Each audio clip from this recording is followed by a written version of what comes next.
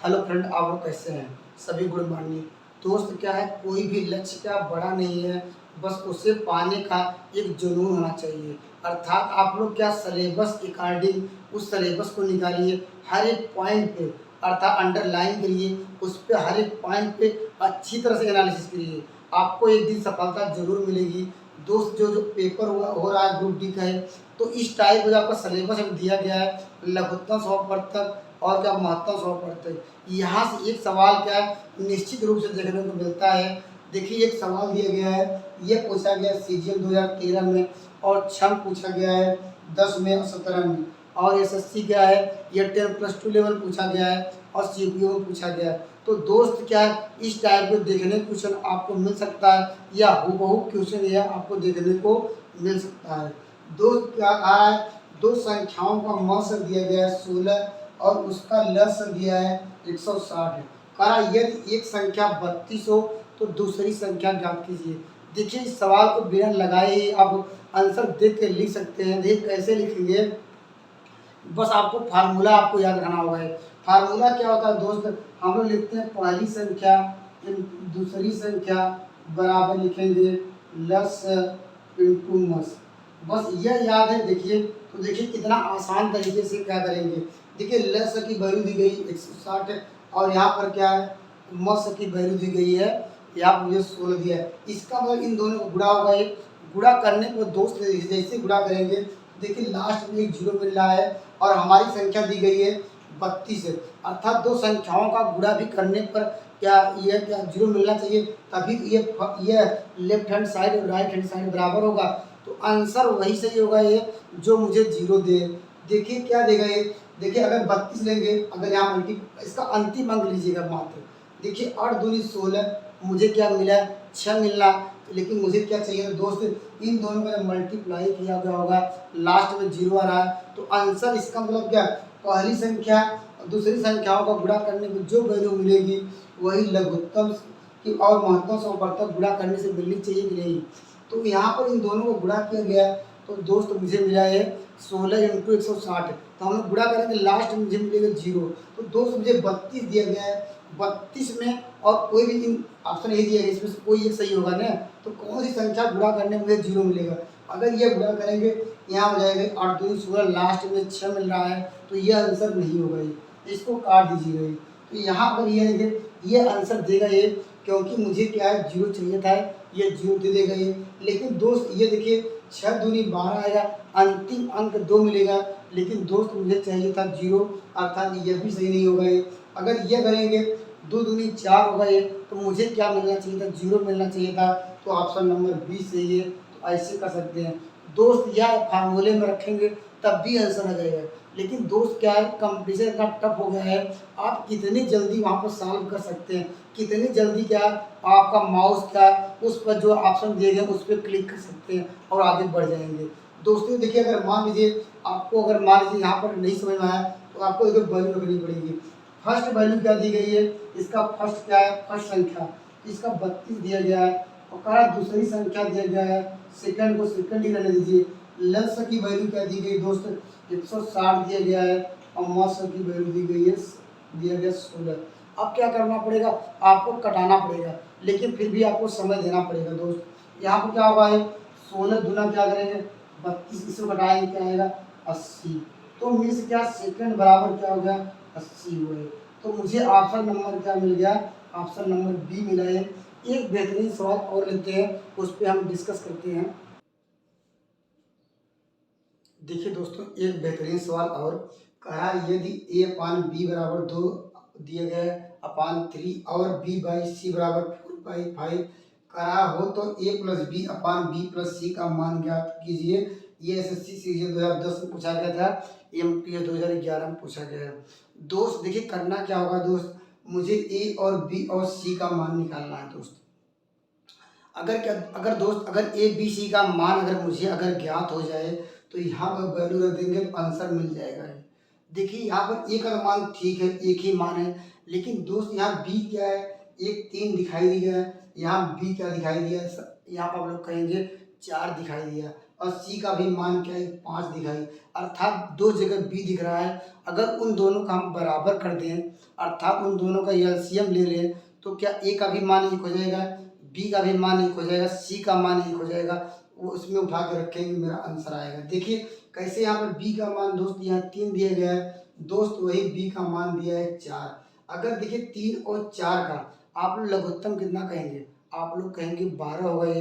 अगर 12 बनाना होगा ये तो इसमें कितने गुणा करना पड़ेगा, इसमें अगर 4 का गुणा कर दी जाए, इसमें भी ऊपर करना पड़ेगा 4 का। हम क्यों करें दोस्त, क्योंकि बी का हम 2 मान दिख रहा है, लेकिन हमें बी का मान एक ही मान लेना है क्योंकि 2 जगह दिख रहा है। इसको बनाने के लिए हमने यहाँ 4 का गुणा किया। तो देखिए ए का मान आप लोग लिख सकते हैं, ए बराबर क्या हो जाएगा, ये यहाँ से क्या लिख सकते हैं, यहाँ मल्टीप्लाई होगा, ए का मान आएगा 8 और बी का मान क्या हो जाएगा दोस्त 12 हो गए। लेकिन दोस्त क्या है, बी का मान और यहाँ पर कितना मल्टीप्लाई करेंगे, यहाँ 12 आ गया दोस्त, यहाँ पर आपको मल्टीप्लाई करना होगा, ये 3 का है, यहाँ भी 3 का होगा।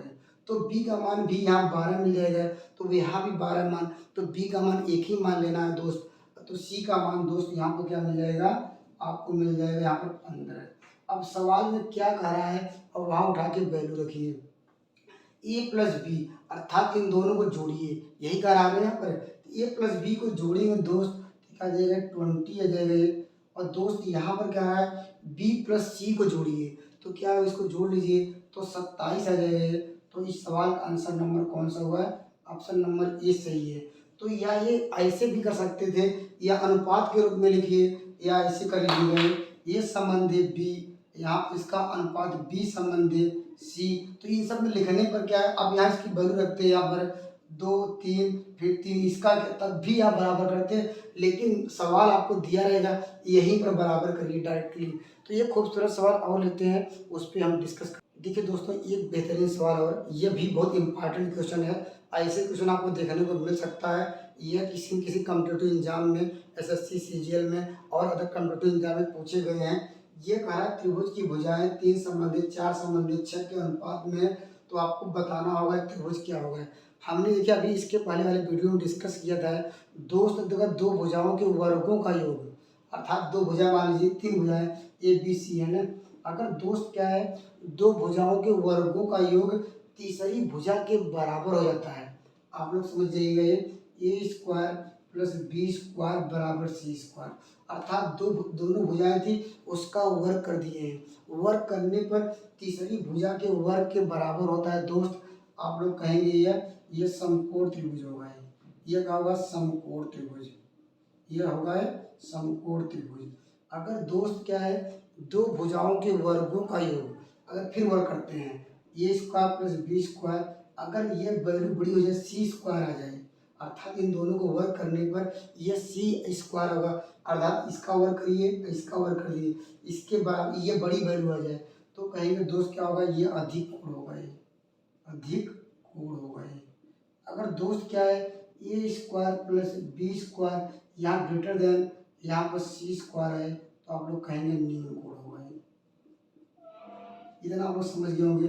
तो अब समकोण के लिए क्या करना पड़ेगा, ये अब देखिए हमें वैल्यू देखिए सब पता है, अब देखिए यही बात कर रहा है। और एक होता है, अब बस समकोण हो गया, समकोण हो गया, न्यून कोण आ गया, अधिक कोण। मैंने तीनों को डिस्कस करके विषय बता दिया कि न्यून कोण क्या होगा, कैसे होगा ये, जब दोनों भुजाओं को वर्गों का योग क्या हो, तीसरी भुजा से क्या है, तीसरी भुजा से छोटा हो तो कहीं क्या होगा ये, वो न्यून कोण होगा ये। अब जब बड़ा हो तो कहीं अधिक कोण होगा ये। अगर बराबर मिल जाए आप लोग कहेंगे समकोण होगा ये।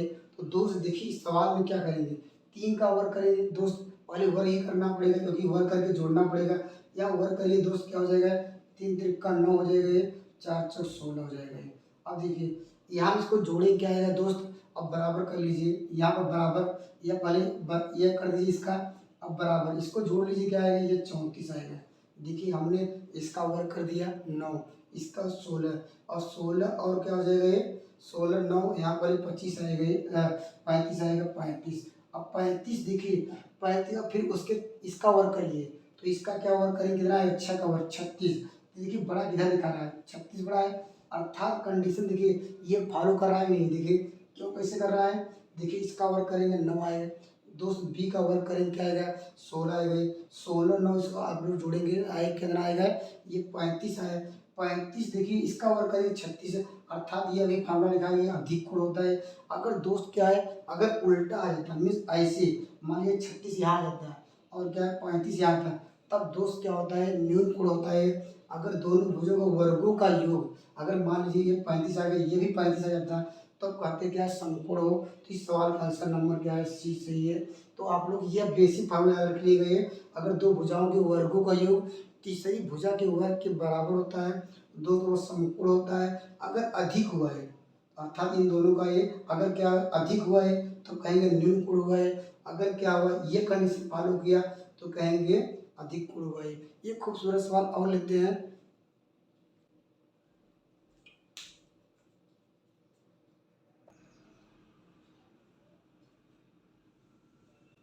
देखिए दोस्तों ये भी काफ़ी इंपॉर्टेंट क्वेश्चन है। देखिए कहाँ का पूछा गया है, एसएससी सीजीएल में 99 से लेकर उसमें बीच में गैप भी है 2010 तक आया हुआ है। और उसके बाद सीपीयू एसआई में और ये 9 10 में और 10 एएमटीएस में पूछा गया है, ये 10+2 लेवल पूछा गया है। इस तरह क्या है और बहुत सारे कंप्यूटर एग्जाम में पूछा गया है। तो बस आप लोगों को दोस्त क्या एक ट्रिक आपको याद रखनी होगी। देखिए कितने बेहतरीन तरीके से आप इस सवाल का आंसर एक लाइन में दे सकते हैं। आपको देखिए क्या कह रहा है, कह रहा कोई धन चक्रवृद्धि ब्याज की दर से 6 वर्षों में दोगुना हो जाता है, उसी ब्याज की दर से वह धनराशि अपने से 8 गुना कितने वर्ष में होगी। अर्थात कुछ समय पूछ रहा है। दोस्त देखिए क्या पूछ रहा है, समय पूछ रहा है। दोस्त देखिए यहाँ पर क्या पहले आपको लिखना हुआ है दुगना होता है, यहाँ लिखिए दुगना हो रहा है हमारे पास, यहाँ पर लिख लीजिए दुगना, दुगना मतलब 2 लिख देते हैं। यहाँ पर कोई भी राशि होगी वो दुगना हो रहा है दोस्त कितने वर्षों में, ये कह रहा हम लोग कह रहे हैं ये सवाल में दिया गया 6 वर्ष में क्या दुगना है। दोस्त क्या करना होगा ये देखिए यहाँ पर 2 के पावर 1 है 1 है, इसीलिए क्या दोस्त यहाँ पर 1 का मल्टीप्लाई किया गया होगा ये तभी आंसर आया होगा ये। यहाँ पर ऐसे आपको समझाने के लिए 2 के पावर दुगना और 2 के पावर 1 हुए दोस्त क्या हो वही 1 का मल्टीप्लाई किया गया तो आंसर क्या आएगा 6 वर्ष आया होगा। और दोस्त लेकिन मुझे दोस्त कह रहा 8 गुना, इसका मतलब क्या 8 को क्या लिख सकते हैं आप लोग कहेंगे सर इसको लिख सकते हैं 2 के पावर 3 लिख सकते हैं। दोस्त क्या है जैसे यहाँ पर 1 का मल्टीप्लाई किया गया है दोस्त हम वही 6 करा उसी दर से, ये देखिए सवाल दिया गया है कहा उसी ब्याज की दर से दोस्त क्या 6 हमारे पास था ही पर दोस्त अब हमने 1 का मल्टीप्लाई किया दोस्त, इस बार इसका पावर कितना इसका घात कितना है पावर देखेंगे, पावर हमारे पास 3 है 3 का मल्टीप्लाई कर दीजिए अर्थात 6 18 वर्ष में क्या है वो दोस्त क्या हो जाएगा ये अर्थात 18 वर्ष में वो 8 गुना हो जाएगा ये। तो ऑप्शन नंबर क्या है सी सही है। देखिए मैं पढ़ाने के लिए बहुत स्पीड से पढ़ा सकता हूँ लेकिन मैं चाहता हूँ पहले एक बार आप ट्रैक पे आइए। देखिए गाड़ी कोई भी क्या है स्पीड में क्या है चलाने के लिए पहले आपको सीखते होंगे स्टार्टिंग में अगर आपको गाड़ी चलानी होगी तो पहले साइकिल चलाते होंगे, पहले आराम से चलते होंगे उसके बाद गिरते होंगे, उसके बाद जैसे ही आप कुछ महीनों के बाद आप बहुत स्पीड पकड़ लेते हैं दोस्त। वही प्रोसेस क्या है इन मैथमेटिक्स में भी है गणित में भी है। पहले एक बार बेसिक आप रूल समझ लीजिए उसके बाद कैलकुलेशन आप तो जानते हैं कितने फास्ट करेंगे। तो आपको क्या है आपको पहले स्मॉल अर्थात धीरे धीरे आपको क्या करना है ट्रैक पे चढ़ना है। जबकि आपकी गाड़ी क्या है आपको रन पकड़ने लगेगी तो आपके अंदर क्या स्पीड ऑटोमेटिक बढ़ जाएगी सवालों को हल करने के लिए। तो दोस्त क्या नेक्स्ट वीडियो में मिलेंगे एक बेहतरीन कंसेप्ट के साथ। धन्यवाद।